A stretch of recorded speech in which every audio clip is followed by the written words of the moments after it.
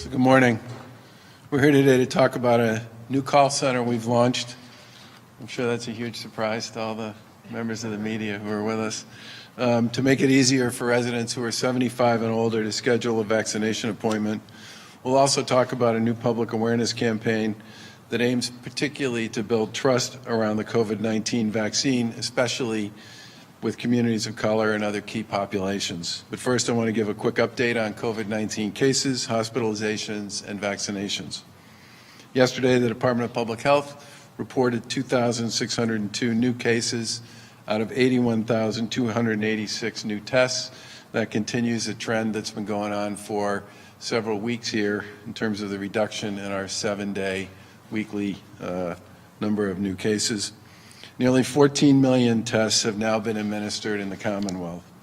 1,554 individuals are in the hospital with COVID, 335 are in the ICU. The hospital trend obviously continues the trend that has been going on now pretty much since the start of the new year in terms of a pretty significant downward trajectory with respect to COVID cases in the hospitals here in Massachusetts. Vaccines, yesterday's vaccination dashboard from the Department of Public Health indicated that 681,472 doses have been administered to residents, which is up from about 496,000 doses administered in last week's dashboard.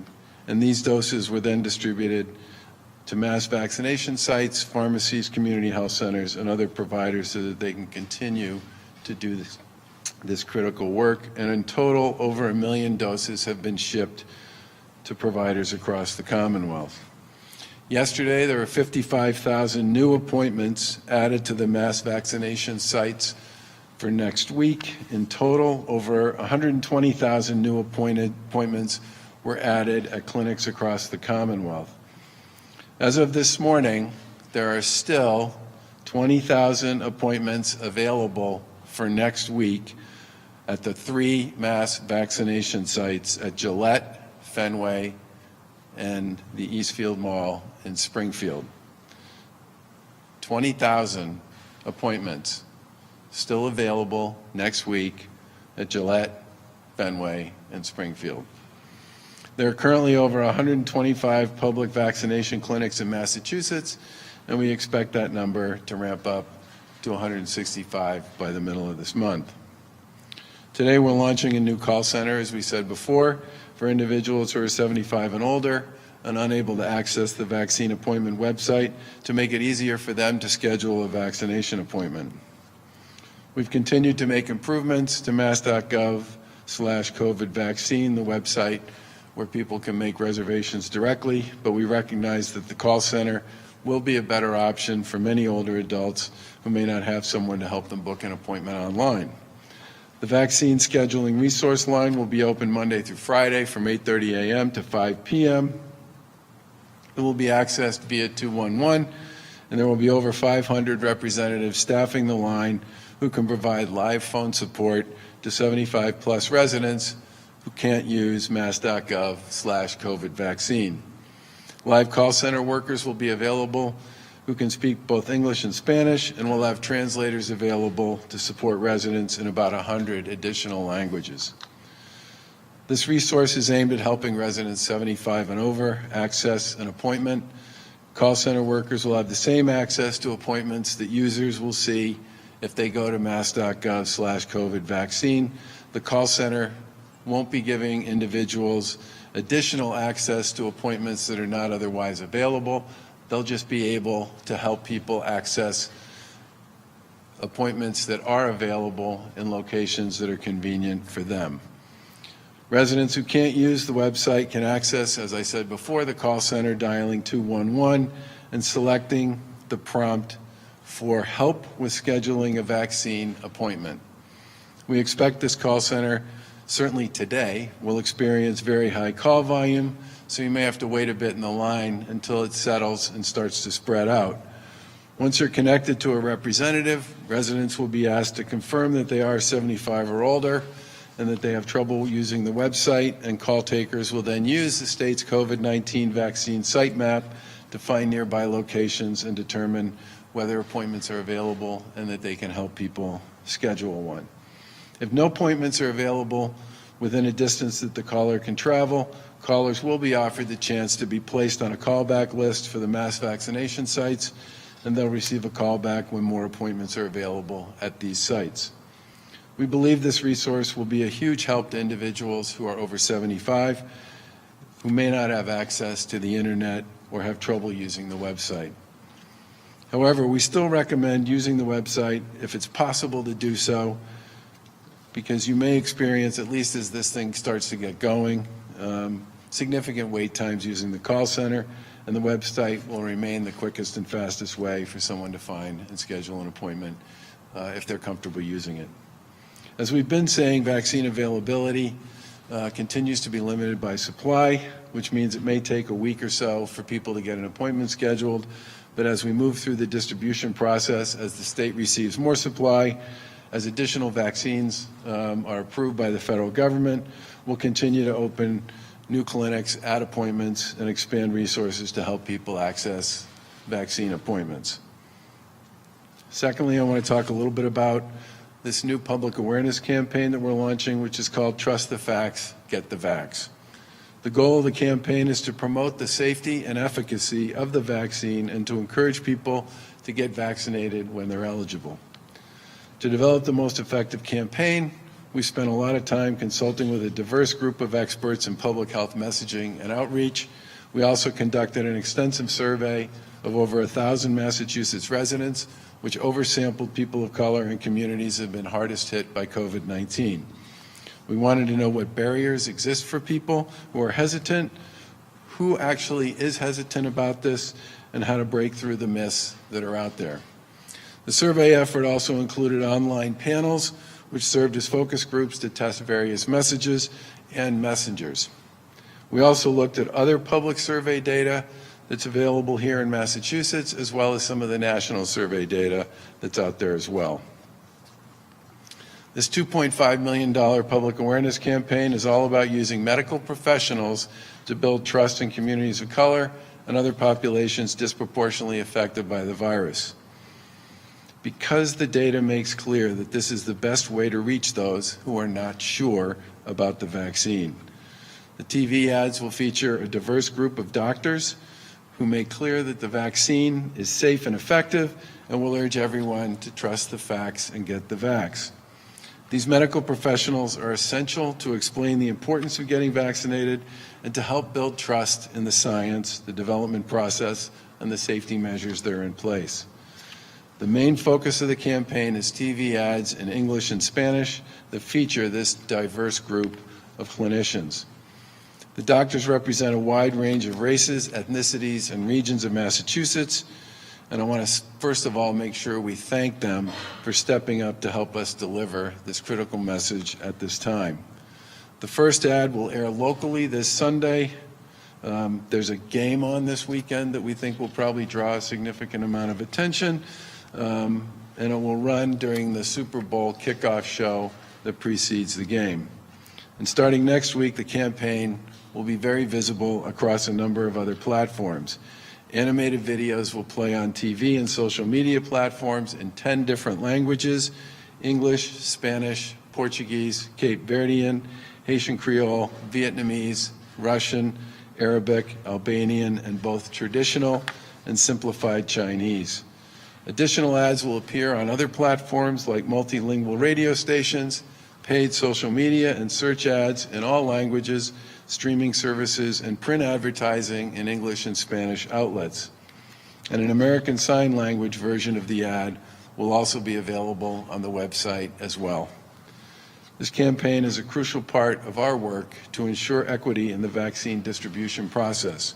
And as I said before, we're working with trusted partners like community health centers to launch vaccination clinics in communities of color across Massachusetts. But we recognize that ensuring access isn't enough. We need to reach out to people in these communities who may be hesitant about the vaccination. And we understand that some may be distrustful of the medical system or have questions and concerns about the vaccine. This campaign aims to reach people where they are and leverage trusted voices to help explain why the vaccine is safe and effective. We'll also need the public's help to bust myths that are out there as well, and that's why we're working with so many community partners to echo this message where and whenever possible. We're also asking the medical community here in Massachusetts to step up as well, and doctors, hospitals, and other medical professionals that people know and trust are clearly the best messengers, and we look forward to working with them to get this word out as well. In a minute, Secretary Sutters will talk a little more about the development of the campaign and also about the new call center. But first, we'd like to show you the TV ads from the campaign. Governor, Lieutenant Governor, everyone, still morning, good morning. This is the first in a series of public awareness and engagement that rolls out during this phase. We planned this campaign, as you heard the governor say, for phase 2 of our vaccination rollout as vaccines have become more available to more people. The multilingual, multi-channel campaign will run for the next 5 months, including on Telemundo and Univision, and as you heard, in multiple channels. And we're very pleased, in fact, that we were able to also make this happen in American Sign Language on a vlog. As the governor indicated, the campaign is grounded in research, building on the results of a survey of 1,000 Massachusetts residents that identified motivators and barriers about the vaccine and the kind of messages that may resonate. That research revealed that while 47% of those surveyed were confident in the vaccine and eager to get vaccinated, 53% had concerns that ranged from taking a wait-and-see approach to more hesitant. The survey data also confirmed that the most trusted sources was one's healthcare provider. Not surprising, communities of color and people in lower socioeconomic status were disproportionately represented in that majority who were taking a wait-and-see approach or more hesitant. Whereas the 47% early adopters, if you would, were eager to get vaccinated are predominantly white and more affluent. We tapped into the expertise of a 18-member external communications advisory group, public health marketing, communications professionals, representing large and small hospitals, community organizations, community health centers, local health, public relations, and trade associations in the development of the campaign. We very much appreciate their input and feedback and to answer the call to help. Down the road, as the general population rollout gets closer, additional TV spots will feature residents of the Commonwealth talking about the reason for getting vaccinated. And the call center. As the governor indicated, the vaccine scheduling resource line for individuals 75 and older is launched. The line can be accessed by calling 211, and it's immediately available in English and Spanish. And as the governor said, the staff have access to a translation line with multiple hundreds of languages available. We understand that while we experience a constrained vaccine supply, people are likely feeling a bit anxious to get their appointments booked. More vaccines are coming, and the news that J&J has been submitted for its EUA is promising. But for those with internet access, the best way for individuals in the eligibility groups is to book an appointment by visiting the mass.gov/COVID vaccine, and we encourage you to do that. The vaccine scheduling resource line is currently only for individuals 75 and older, and yes, they're going to ask you what age, what year you were born, and is meant to help individuals who may not have a family member, a neighbor, or someone to help them find an appointment online, or they do not have internet available to them. In order to best support these individuals, please, we ask that only those 75 and older who need this service use it. This last 10 months, much of which has forced all of us to change the way we interact with the rest of the world, has been particularly hard for older adults. The vaccine scheduling resource line is for them, to help them with the scheduling process and get one step closer to normalcy. In closing, I also want to thank our local councils on aging and our state's network of 25 aging services access points for all of their efforts during the pandemic, but particularly this past week as we were preparing for today's launch. They were sort of our secret shoppers in helping our older adults get, be assured and help them book appointments. And with that, I'll turn it back to the governor. Questions? Moving forward, will this be for people 65 and over as well? Meaning? the Yeah. vaccine. But moving forward, if someone is 65 and over and doesn't have good internet access. Oh, yeah, no, Will that the, work for them? the call center is going to be available to support people. I wouldn't say all the way through the campaign, we'll see. It will depend to some extent on how much traffic it gets once we get out of some of the older populations and into some of the younger ones, but it will certainly be there for the 65 and older folks, yeah. Is it one of the bills sponsored by Senator Lesser, I believe, said he wanted a call center set up 24/7 so people weren't sitting on hold.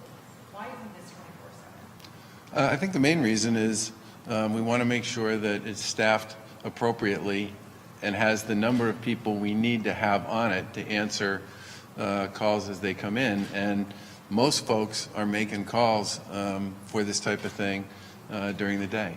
And I think our view is better to have a ton of people on during the day when the vast majority of people are reaching out than to spread that community into the evening when call volume would be significantly less. Is it 211 operators who are taking this call, or is this being transferred from there to then another, like, new vaccine call center? Well, we've used the 211 system to do all kinds of things over the course of many years, and we've used it a lot during the pandemic to create helplines and support lines for people. Usually the way it works is there's a prompt, right?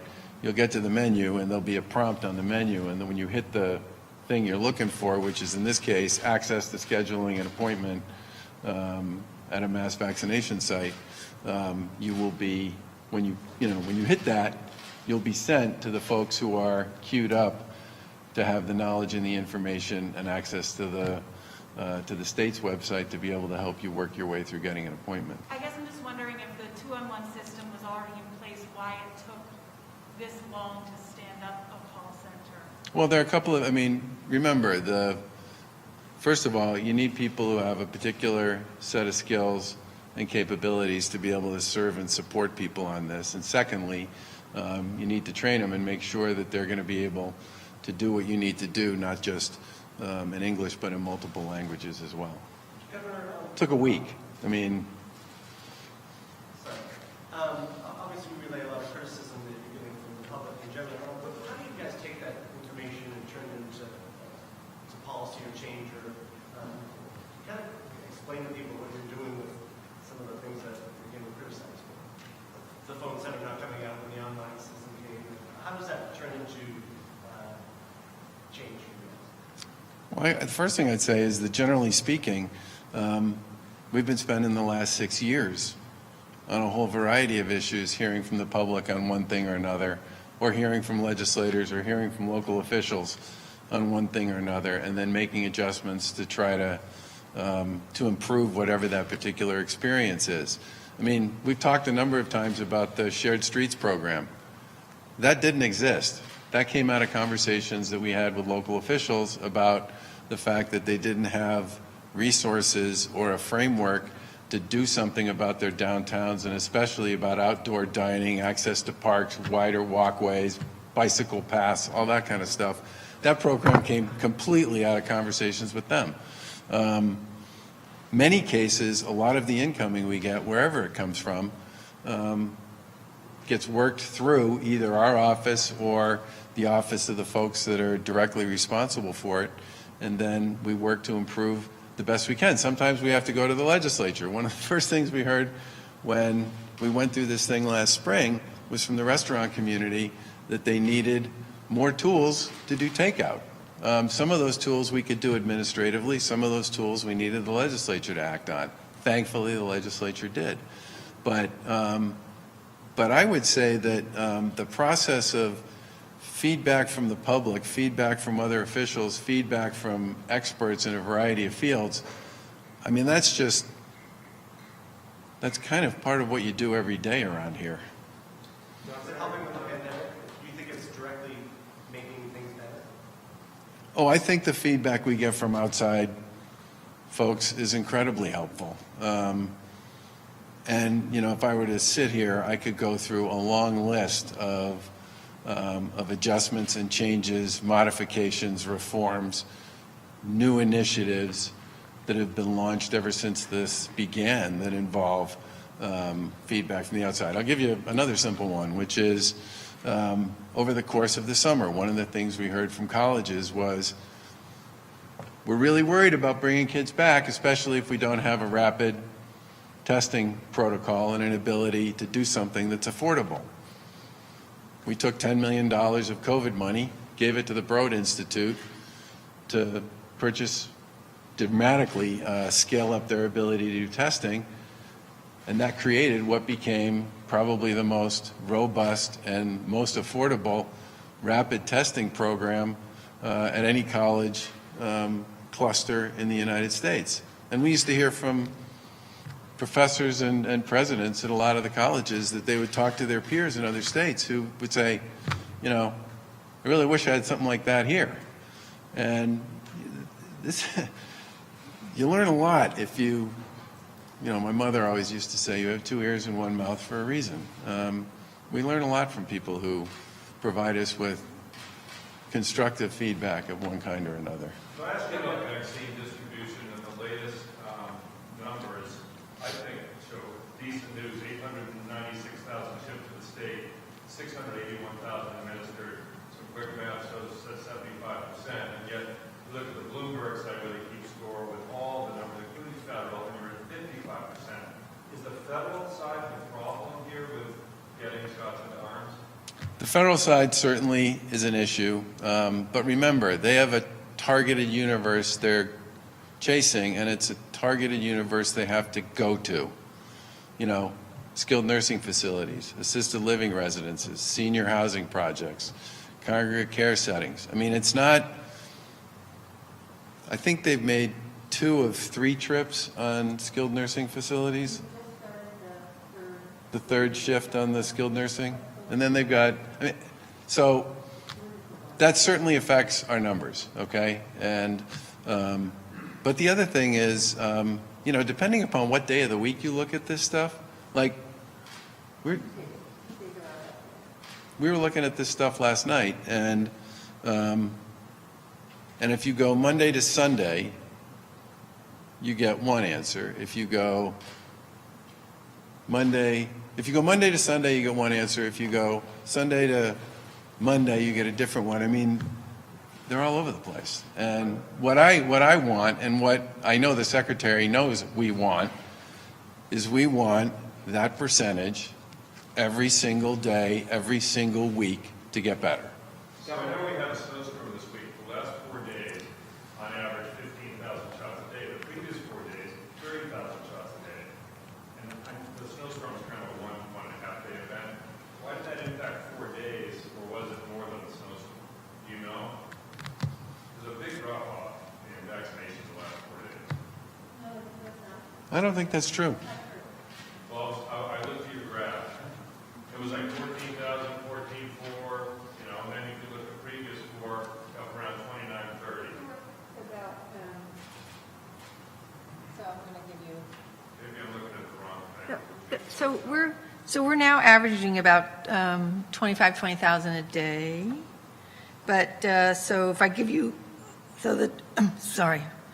doses shipped to Massachusetts providers was, so it's not going to match any other number you have, was 946,000. So we had 1.2 million doses, and we administered 713,000 as reported through February 4th. So we're hovering now. So our internal data, we're hovering between 58, 59%. You're never going to see that reported on the federal system that way. At the bar chart, if you look at the last 4 days, it was around 14, 15,000. The previous 4 was around 30. Because it's not yet all aggregated. It doesn't include the federal pharmacy program. It doesn't include the other sites. Secretary, able to give us an update on any potential waste that you're seeing? Is that kind of Wait, oh, I thought you were going to ask me about the waste surveillance. No, Sorry. waste of doses, and some people are showing up, and we know that they can't do that.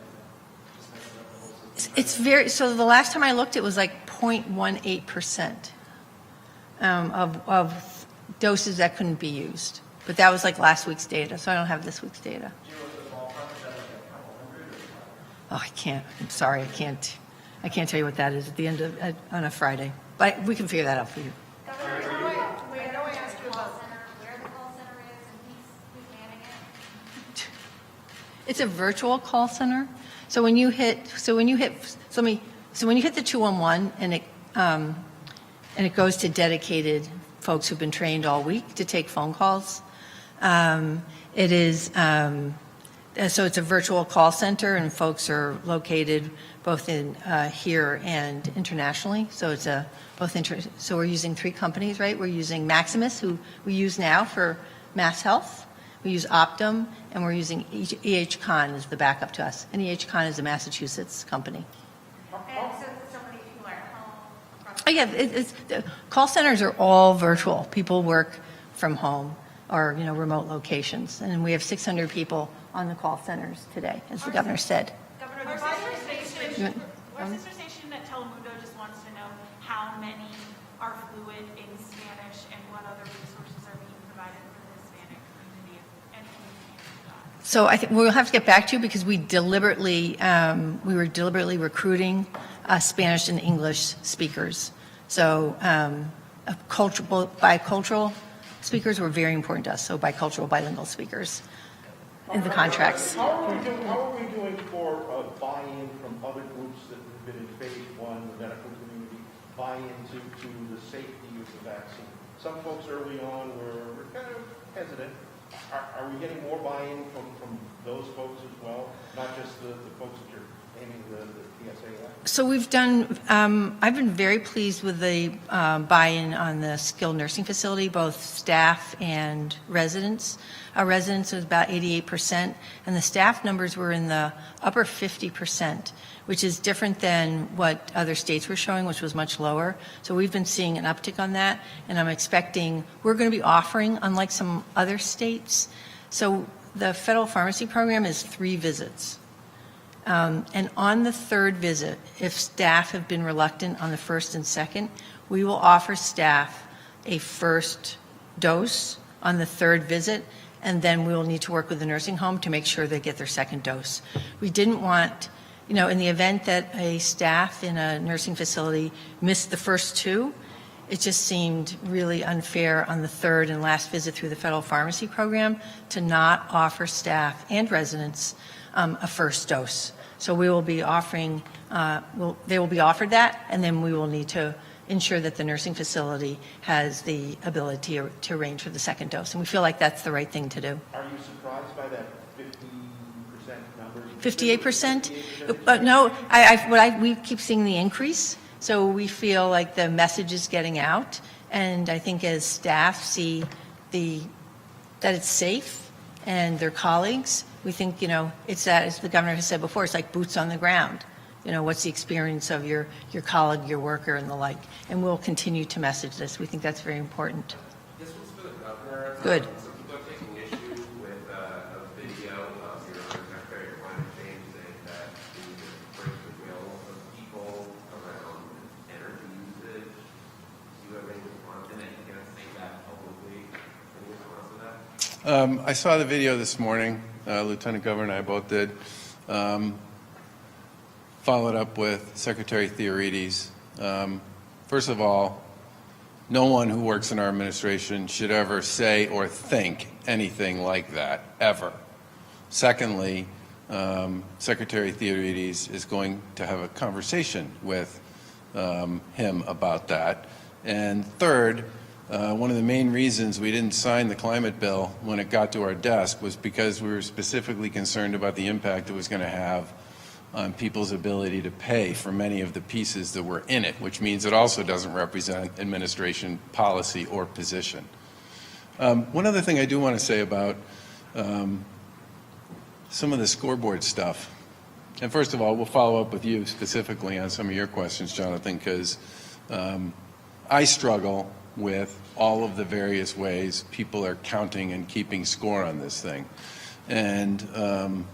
And the federal program that you talked about is a great example of this, because we didn't get given, the pharmacy program that's doing the SNF work and the long-term care work got given enough vaccine that was part of our original allocation to vaccinate twice an assumed 100% occupancy of residents in the state's long-term care facilities. all right?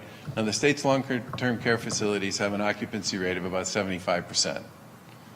So that means just to start out of the gate, the allocation that they got was 25% greater than actually the number of residents we had in skilled nursing facilities. They also made an assumption about staff that was over the top. And as Secretary Sutter said, we've gotten about 55% of our staff so far in long-term care to sign up and get vaccinated. The federal number that you see nationally across the country is about 34%. So we are doing better there, but obviously we would like to get more.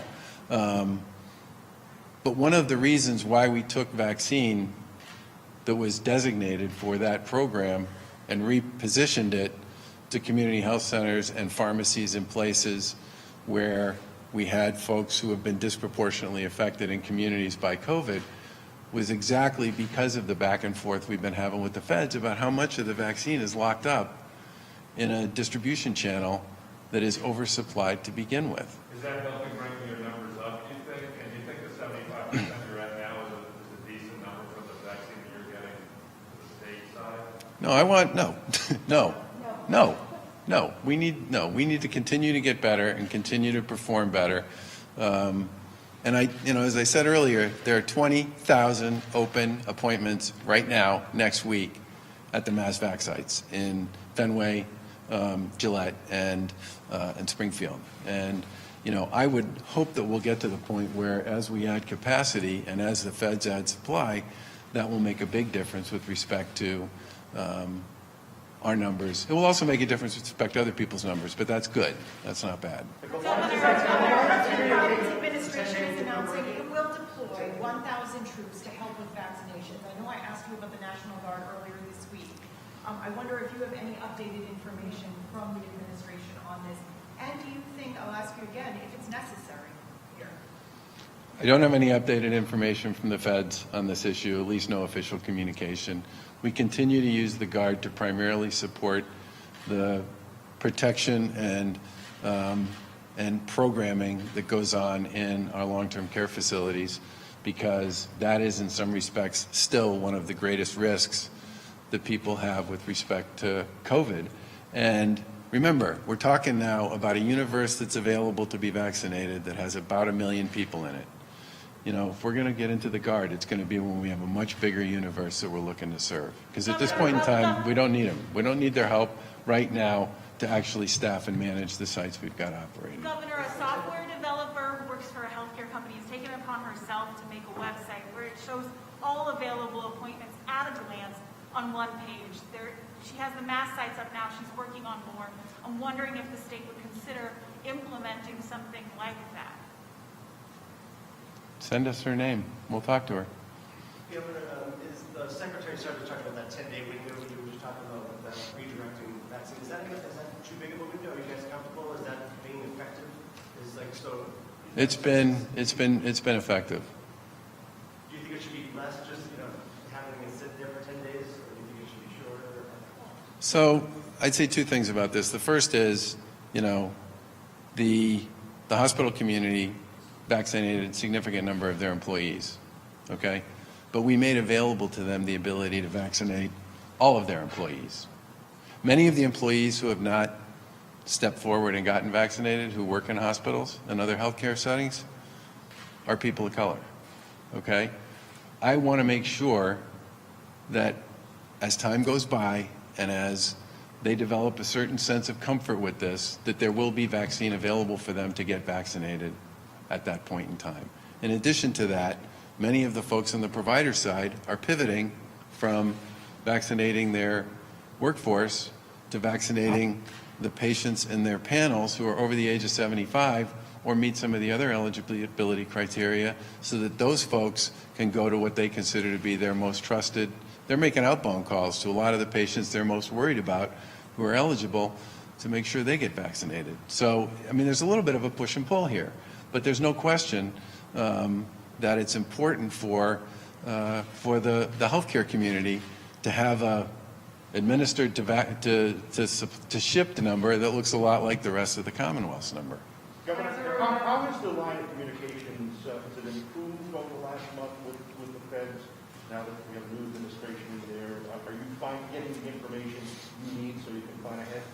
I think, well, let's face it, they certainly know how important it is to the states that we get to the point where we have, more visibility than a week. They know we want to get to that point. They're still sort of working through. They know we would like to have that, and they would like to provide it. They are not there yet, but again, they've only been there for a couple of weeks. I do think, in particular, this J&J issue is a big one. I said this before, I'll say it again. If the J&J vaccine gets approved, it changes a lot of things about how fast people can get vaccinated for two reasons. Number one, it's one dose. And number two, it doesn't need a deep freeze for storage purposes. It doesn't have the same issues and requirements that the Moderna and Pfizer vaccine have with respect to transport. And if you think about trying to dose, the million people who are currently eligible, that's 2 million trips, right? One way or the other. And you can only do it in places where people can store the vaccine, and you have the issue that one of you asked about with respect to, one of those vials has 5 or 6 shots in it, right? So you thought with an assumption about how much of it you're going to use, which means you try to get really close to having the same number of people show up as the number of people you are actually assuming you are going to be serving each day. So there's real sort of sensitivity around appointments to vaccines, to making sure you only bring out as much as you actually can use. There are a lot of issues associated with this that are a lot more complicated than when you get into the world of a J&J type vaccine, which doesn't have some of the same higher order requirements associated with storage, use, distribution, and management. Do we have a system that we put people on standby? They have callbacks. They do have callbacks, and many of them, as they get toward the end of the day and they start seeing where they are and how much vaccine they've got out, if they think they have issues, they start making calls. And that's the reason why the unused vaccine rate is less than 1%, because people have been doing that. Looks like you're going to give another. I'm only going to give them another shot if got one shot, one opportunity here. Okay. But you might have questions about safety. The same safety measures used for all vaccines were used for the COVID vaccine. Tens of thousands participated in vaccine trials to prove it's safe. Since then, millions of people of all races and ethnicities have gotten the vaccine and experienced only mild side effects. I got the vaccine to protect myself, my family, and my countries. When it's your turn, trust the facts. Get the facts. La vacuna contra el COVID es una herramienta muy importante para protegerse y terminar con la pandemia. Pero tal vez tengan preguntas sobre su seguridad. Para la vacuna contra el COVID se siguieron las mismas medidas utilizadas en todas las vacunas. Miles de personas participaron para demostrar que la vacuna es segura. Millones de personas de diferentes razas y etnias han recibido sus vacunas y solo han experimentado efectos secundarios leves. Yo me vacuné para protegerme a mí, a mi familia y a mis pacientes. Cuando le toque a usted, confíe en las pruebas, vacúnese. The COVID-19 vaccine doesn't contain the virus, so you can't get COVID from the shot. You may experience things like muscle aches, fever, or tiredness, but these are most likely signs that your body is building immunity to protect against the virus. Learn more. When the COVID pandemic began, scientists have been studying similar viruses for years, so they've been a head start creating this vaccine. They've also started making the vaccine early, hoping it will be approved after clinical trials found it safe and effective. Learn more.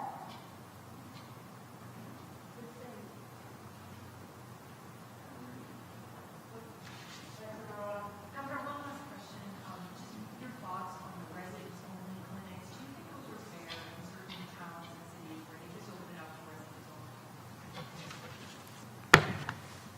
Our goal here at the end of the day will be to create capacity to make sure that people across the Commonwealth have access. Now, the mass vaccination sites, of which there will ultimately be 7, or maybe more, depending upon where we get in the spring, are going to be the ones that have the greatest capacity and the most efficiency with respect to serving people in really large numbers. But there are going to be situations and circumstances around people who are shut-ins or folks who are at risk and eligible but don't have the ability to get to a local pharmacy or their doctor or whatever it might be, where some of these smaller operations can end up being very effective on a targeted basis in serving those populations. But, you know, the way I'm thinking about it at this point is the mass vac sites are going to have tremendous capacity, and they can go very fast and very efficiently for people.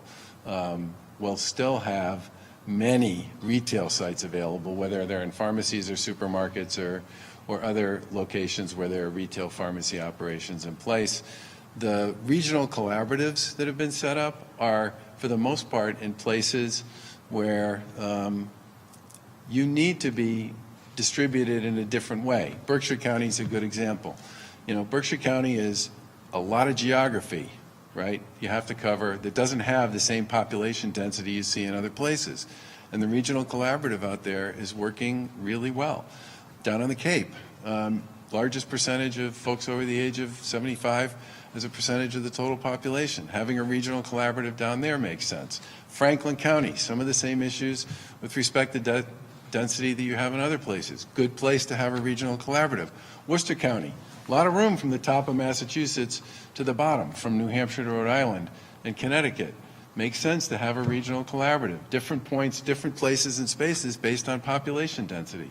So I don't have a problem with this. I think what we're trying to do is to create options for people, and to start with a proposition that if you can drive or take the T to get to Reggie Lewis or to Fenway or to Gillette or to Eastfield and Springfield or to the Danvers Doubletree, they have a lot of capacity, a lot of space, they move very fast, and they're going to do big numbers. But if you are located in one of these other areas where we're putting together a different kind of approach, go there. And if you have a pharmacy that shows up as one that's in the vaccination business that you're familiar with, that's in your community, or a supermarket, go there. I mean, the goal here at the end of the day is to try to give people options and to recognize that we are teeing this up when we get past what I would describe as some of the most at-risk populations, so that when we start doing general public stuff, we have a lot of different points of access for people, and hopefully at that point in time, a lot more vaccine coming from the feds as well. Thanks, guys. Thanks. You guys have a nice weekend.